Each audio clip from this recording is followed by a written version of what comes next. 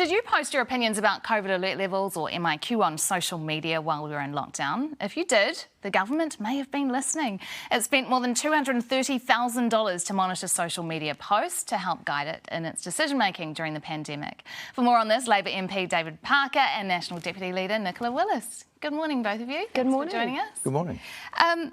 Minister, the social media listening, was this stuff that was just in comments on social media, or did you dig deeper? What were the reports actually on? Well, I haven't seen the reports that the Ministry of Health got, but I expect that they were trying to see whether our messaging that we were getting out, stay in your bubble, wash your hands, line up for your vaccinations, all of those sorts of things, whether those messages were getting through. Because really? I mean, do you think people were actually posting online, oh yes, I've heeded the message today, I've been sanitising my hands? That's not what people are posting about. Well, what this analysis, you can't just go through newspapers now and see what letters to the editor are about whether people have got the wrong end of the stick. You actually do have to monitor the main media channel these days, which is social media. $2,000 a week, a global pandemic. We spent $20 billion on wage supports. You need to make sure that the messages were getting through so that we could actually help save lives, which we have, and the economy. Nicola, do you buy that people were looking to see if they were heeding the message, or were they looking to see what people were thinking about the message? Well, obviously that's what they were doing. And I think it does have a bit of a big brother feel about it. And so my questions would be, is it still happening? How many government departments do this? Is it going to keep happening? Because when people post on social media, I don't think they necessarily expect the government will be analysing that and deciding policy on the basis of it. Does National do this? No.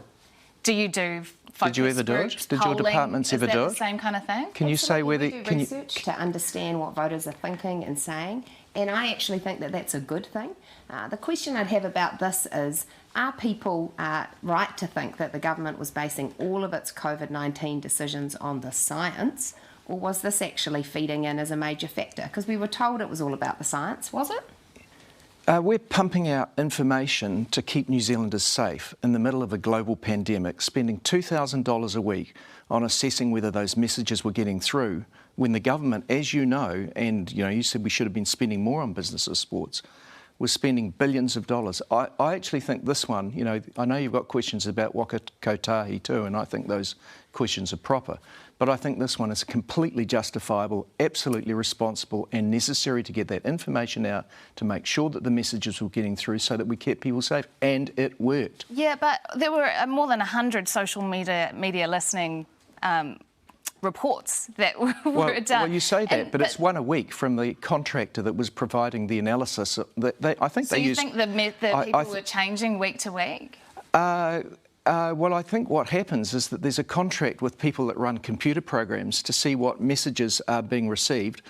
I don't know. Were they looking at what misinformation was out there? We can ask those questions. Maybe they should have been. Well, but wasn't the government saying all along, look, don't go and do your own research on social media, don't listen to what's in the comment sections, trust the experts? Well, we were.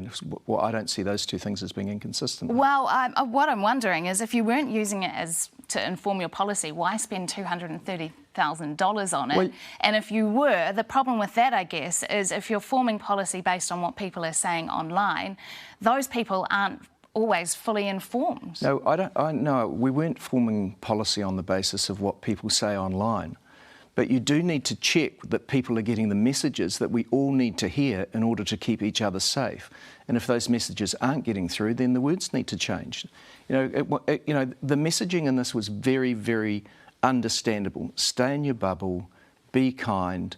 And then when we moved to the next phases of vaccinations, we had to explain when people were entitled to vaccinations, and we had to make sure those messages were getting through. OK, so $230,000 to check if people were being kind? $2,000 a week for 2 years. OK, let's move on to the spending at Waka Kotahi.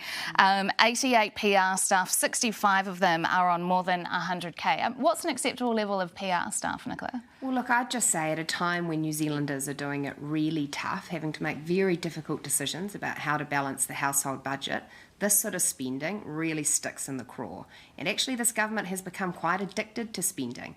It's putting billions of extra dollars in, and people are saying, well, where are the results? And this is a classic case of that. You know, more PR, more spin, but where are the extra roads? So are you saying that if National were to get into government, people would lose their jobs at Waka Kotahi? Well, we would have an absolute focus on frontline delivery, not the backroom office. We think the backroom office has grown far too big under this government. Lots of red tape, lots of bureaucracy. We want the focus on results. Can you see that there might be a justification for that number of people, David? Well, can I just refer to the amount? I reckon, you know, this $100,000 amount, I reckon every one of the press sects that the National Party employs at the cost of the government is paid more than that. And are Labor ministers, they are too? And I know that from my own staff. They've got multiples more press secretaries than us. They are in government. In respect of the number of communications staff at Waka Kotahi, I think that is a proper question to ask.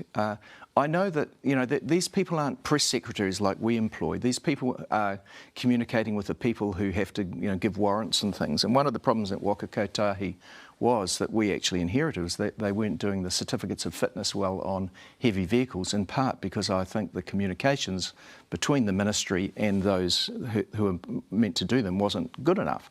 So some of them will be justified. Whether all of them are or not, I don't know. But those aren't decisions that ministers take. Well, those are decisions that the chief executive takes. We don't hire or fire people. Now, when something like this comes up in the ministry, it is for the minister to say, well, I want to have a look at this, and that's what Michael Wood has done. Well, has he? He said, you know, just a reminder, don't spend too much. Look, I'm sure he will be doing what I would be doing in this situation, which is asking questions and expecting answers. If ministers aren't responsible for ensuring discipline in government spending, then what are they doing? This is the same agency that spent $10,000 buying 2 big red zeros for the minister to stand next to at a PR event. I mean, there's something going wrong, isn't there? Those zeros were $4,800, and there's 2 of them. I mean, 1 zero was a zero, isn't it? Why do you need 2 zeros? Yeah.